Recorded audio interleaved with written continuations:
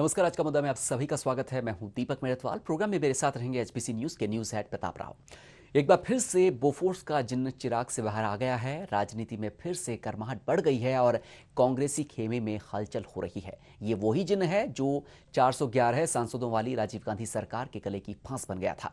इस मामले में अहम खुलासा करते हुए स्वीडन के पूर्व पुलिस प्रमुख स्टेन लिंडस्ट्रोम ने कहा कि बोफोर्स घोटाले में भारत के पूर्व प्रधानमंत्री राजीव गांधी के खिलाफ घूस लेने के सबूत नहीं है, पर उन्होंने ये भी कहा कि इतालवी व्यापारी ओतावियो क्वात्रोची के खिलाफ पुख्ता सबूत थे, लेकिन राजीव गांधी ने क्वात्रोची को बचाने की कोशिशें की।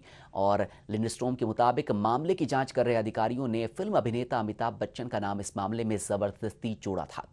लिंडस्ट्रोम के इस खुलासे के बाद उन्होंने ये भी साथ में बताया कि पत्रकार चित्रा सुब्रमण्यम को 1987 में उन्होंने ही इससे संबंधित दस्तावेज दिए थे।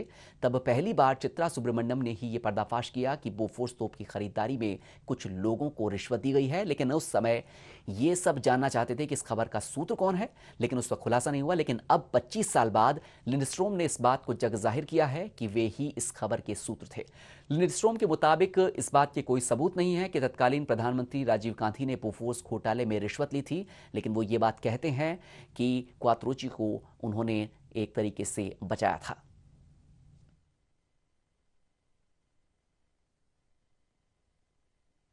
तो अक्सर कहा जाता है कि राजनीति में कोई भी मुद्दा खत्म नहीं होता, कुछ समय के लिए दब जाता है और बाद में जब जरूरत होती है वो मुद्दा फिर से एक बार बाहर निकल करके आता है। इस मुद्दे में भी लगभग ऐसा ही हो रहा है। बोफोर्स जिसने कि पिछले कई सालों से लगातार भारत की राजनीति को गरमाया है और ये माना जा रहा था कि अब इस मामले में ज्यादा कोई अपडेट नहीं हो सकता, लेकिन अचानक से 25 साल बाद एक सैन्य अधिकारी, एक कह सकते हैं कि पुलिस के पूर्व प्रमुख, स्वीडन के पुलिस के पूर्व प्रमुख सामने आते हैं और वो कहते हैं कि इस मामले में अमिताभ बच्चन का नाम जबरदस्ती जोड़ा गया। राजीव गांधी ने कोई रिश्वत नहीं ली, लेकिन क्वात्रोची को बचाने की बात भी वो साथ में करते हैं। प्रताप जी, क्या लगता है आपको, इतने सालों बाद में एक खुलासा होना, उस खुलासे के बाद क्या भारतीय राजनीति फिर से उसी जगह पहुंच जाएगी जहां पर ये बातें शुरू हुई थी? पहली बात तो ये है कि दीपक, दरबार में ऊपर वाले के अंधेर नहीं पर देरी है। तकदीर का सारा खेल है ये और वक्त की हेरा फेरी है। कुल मिलाकर ये वक्त की हेरा फेरी है। 25 सालों तक जिस दाग को अमिताभ बच्चन और उनका परिवार अपने माथे पर ढोता रहा, आखिर में वो दिन आ ही गया। इससे एक बड़ा खुलासा ये हुआ है कि बार बार जो कांग्रेस या तमाम सीबीआई तक ने ये कह दिया था कि कहीं भी दलाली के सबूत नहीं मिले, तो उससे एक बात तो खुलासा हो गया। जहाँ से ये खबर निकली थी उन्होंने ही बता दिया, स्वीडन जहाँ की ये तोप है, बोफोर्स तोप, वहीं से ये खबर आ रही है कि दलाली दी गई थी। दूसरी बात, सबसे बड़ी बात ये आती है कि क्वात्रोची को दलाली दी गई थी। तीसरी बात ये आती है कि क्वात्रोची को बचाने के लिए पूरे प्रयास किए गए थे, उसमें तत्कालीन प्रधानमंत्री राजीव गांधी भी लगे हुए थे। और चौथी सबसे बड़ी बात कि अमिताभ बच्चन को फंसाया गया। यानी कि सारी की सारी स्टोरी अब क्लियर हो रही है कि क्वात्रोची को बचाने के लिए अमिताभ बच्चन को फंसाया गया।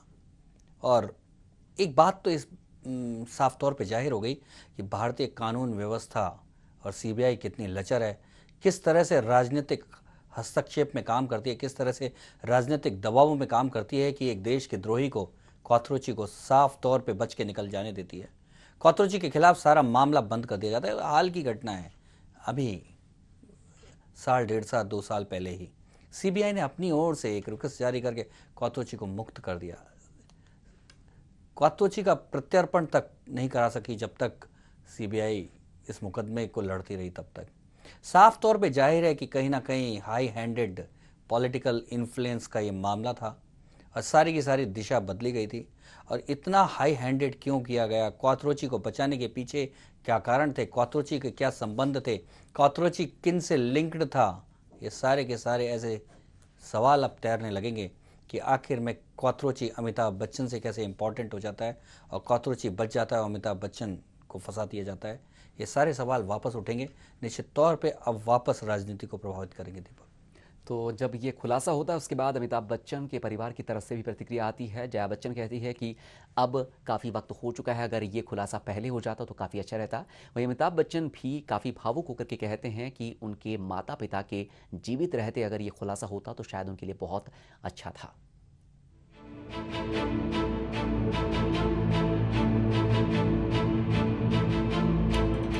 एक दिन बाबूजी ने मुझे अपने पास बुलाया और कहा, बेटे तुमने कोई बुरा काम तो नहीं किया है? उस दिन लगा कि शायद बाबूजी की नजरों में भी कुछ था। आज बोफोर्स रिश्वत कांड में क्लीन चिट मिलने पर खुशी है, लेकिन बाबूजी के सामने बेगुनाही साबित नहीं हो पाई, इस बात का गम भी है। यह कहना है सदी के महानायक अमिताभ बच्चन का।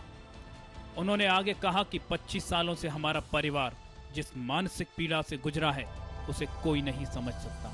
हमें आज भी याद है कि प्रतिदिन पत्रकारों द्वारा हम पर लांछन लगाए जाते थे। मेरा नाम उस गलती के लिए जोड़ा गया जो गलती मैंने कभी की ही नहीं थी। अमिताभ बच्चन की पत्नी जया बच्चन ने भी कहा कि हम तो सच्चाई 25 वर्षों से ही जानते थे, लेकिन न्याय मिलने में वक्त लगता है। बोफोर्स मामले की जांच करने वाले स्वीडन के पूर्व पुलिस प्रमुख स्टेन लिंडस्ट्रॉम ने दावा किया है कि अमिताभ बच्चन की इस मामले में कोई भूमिका नहीं थी। उन पर जो आरोप लगाए गए थे वे वास्तव में सुनियोजित थे। वास्तव में ये एक सोचनीय पहलू है कि किसी शख्स का नाम किसी घोटाले में जोड़ा जाता है, उस पर कलंक लगाए जाते हैं, धब्बे लगाए जाते हैं, एक लंबे समय तक मानसिक पीड़ा झेलनी पड़ती है और न्याय मिलने में 25 साल लग जाते हैं। लेकिन सवाल खड़ा हो जाता है कि इतने सालों की पीड़ा को क्या कोई लौटा सकता है? Bureau report, HBC news.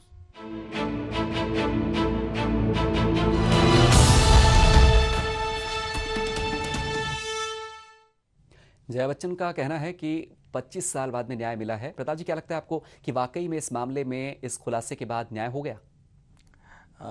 दीपक, सबसे बड़ी बात यह है कि न्याय मिला है नहीं, एक खुलासा हुआ है जिसमें अमिताभ बच्चन के ऊपर जो तमाम तरह के अफवाहपूर्ण आरोप थे उनको लेकर एक बात सामने साफ तौर पे आई है कि अमिताभ बच्चन की इसमें लिप्तता नहीं थी। एक स्वीडन के एक पूर्व पुलिस अधिकारी ने यह बात कही है, लेकिन अब ये जांच का विषय है। अब ऐसे खुलासे हुए हैं कि खुद जांच एजेंसी के लोग ही इन्वॉल्व थे इस तरह की खबर प्लॉट कराने में स्वीडन के अखबारों में कि अमिताभ बच्चन का उसमें इन्वॉल्वमेंट है। तो अब जांच का विषय तो ये है कि आखिर में अमिताभ बच्चन को एक पुलिस अधिकारी से क्लीन चिट मिली है, लेकिन देश की जनता अब जानना चाहती है कि अमिताभ बच्चन को किसने फंसाया, क्यों फंसाया गया, अमिताभ बच्चन की क्या ऐसी मजबूरी थी कि उनका नाम इसमें लपेटा गया और किसी को भी लपेटा जा सकता।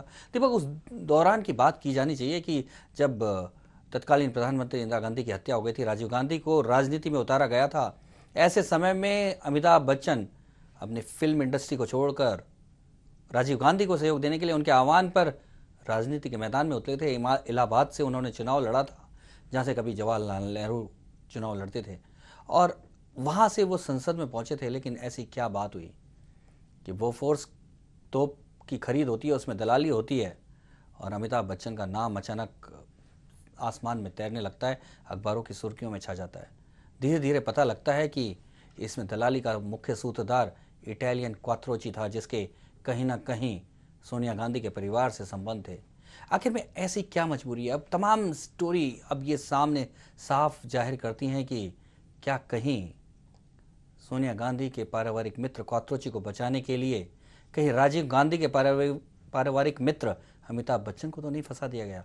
अब लेकिन इसका खुलासा होना चाहिए, क्योंकि ये सारी की सारी अब पुलिस अधिकारी के खुलासे के बाद जांच का विषय हो जाता है। अभी केवल जांच के लिए एक दिशा मिली है, अभी न्याय नहीं मिला है, न्याय पूरा मिलना है। दूसरा, केवल अमिताभ बच्चन को न्याय मिलने से नहीं होगा दीपक। ये देश के साथ गद्दारी हुई है, देश के साथ द्रोह हुआ है, देश के सैन्य सौदे में दलाली खाई गई है और उनसे बचाया भी गया है दलाल को। तो निश्चित तौर पे देश हिसाब मांगता है। देश की जनता हिसाब चाहती है कि आखिर में कौन दलाल थे, दलालों को किसने बचाया, क्यों दलाली की गई, और उनको सजा मिलनी चाहिए। ये देश के साथ न्याय होगा। तो एक बार फिर से हम आपको बता दें कि आज हम चर्चा कर रहे हैं बोफोर्स के उस मुद्दे पर जो कि बार बार यहाँ पर भारत की राजनीति में उठता रहा है। आए दिन कुछ सालों के बाद में फिर से इस मुद्दे को उठा दिया जाता है, लेकिन ये मुद्दा इस बार इसलिए उठा क्योंकि इस बार फिर से एक खुलासा हुआ है और इस खुलासे की वजह से फिर से सवाल पैदा हो गए हैं। दरअसल ये सवाल आज के नहीं है, ये सवाल तब के हैं जब राजीव गांधी की सरकार थी और उस वक्त भी ये सवाल गले की फांस बने हुए थे सरकार के।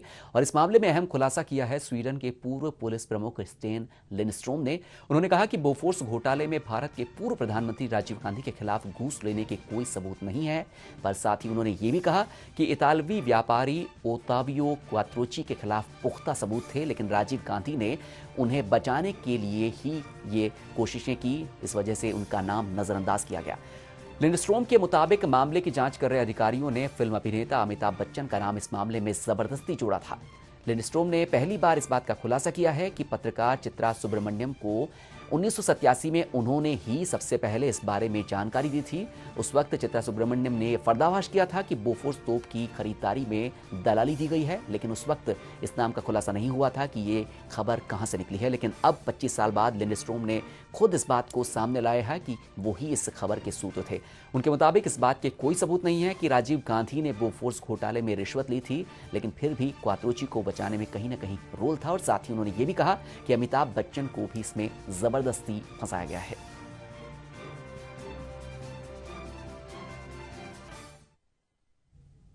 आज के मुद्दे में फिलहाल वक्त है एक ब्रेक का, जल्द लौटते हैं, बने रहिए हमारे साथ।